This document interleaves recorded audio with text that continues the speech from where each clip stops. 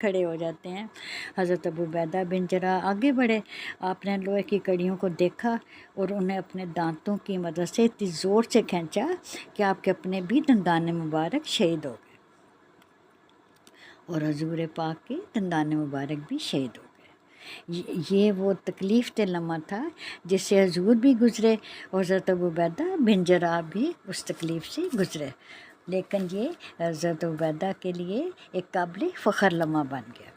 حضرت ابو عبیدہ بن جراح جو تھے، حضرت عمر کے دور خلافت میں آپ کو خالد بن ولید کی جگہ شام کا جو سپہ سالار اعظم مقرر کر دیا گیا تھا، اور آپ کی قیادت میں دمشق اور یرموک کی لڑائیاں بھی فتح ہوئیں۔ حضرت عبیدہ بن جراح بہت سادہ طبیعت اور بہت دیندار اور اعلیٰ شخصیت کے مالک تھے، اور سب سے بڑی خوبی یہ ہے کہ عشرہ مبشرہ میں بھی شامل تھے۔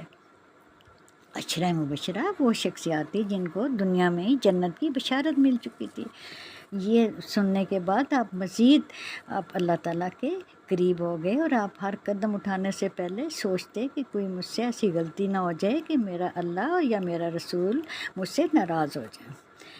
آپ بہت بہتر، بہت معروف شخصیت کے مالک تھے، اور آپ کے ایک اعلیٰ شخصیت کا اس طرح بھی نمونہ تھے کہ آپ کو ایک دفعہ حضرت عمر رضی اللہ تعالیٰ عنہ نے کسی جنگ میں ان کو سونے کے دینار جو تھے وہ بھیجے کہ ان کو استعمال کیا جائے۔ جب آپ نے کچھ دنوں کے بعد ان سے اس کا حساب مانگا تو آپ نے دیکھا کہ انہوں نے اپنے لیے ذاتی مقصد کے لیے ایک پیسہ، ایک درہم جو دینار تھا اپنے لیے نہیں رکھا، تو حضرت عمر رضی اللہ تعالیٰ عنہ نے کہا کہ آپ نے اپنے استعمال کے لیے بھی کچھ نہ کیوں نہ رکھا۔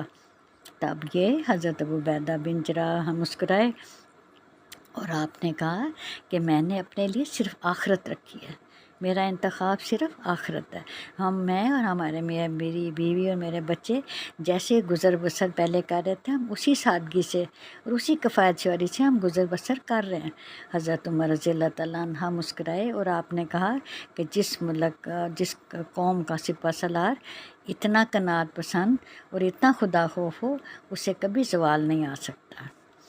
تو آپ اس کے بعد آپ ایک دفعہ گھر میں تشریف لے گئے تو آپ نے دیکھا کہ آپ کی جو بیگم تھی وہ سردی سے کپ کپ آ رہی تھی۔ آپ نے ان سے پوچھا کہ آپ کی گرم چادر کیا ہوئی؟ تو کہنے لگی کہ میرے پاس 2 ہی چادریں تھیں، ایک میں نے کسی حاجت مند کو، ضرورت مند کو دے دی، اور دوسری میں نے دھو کر ڈالی ہے، خشک ہوگی تو اسے اوڑھ لوں گی۔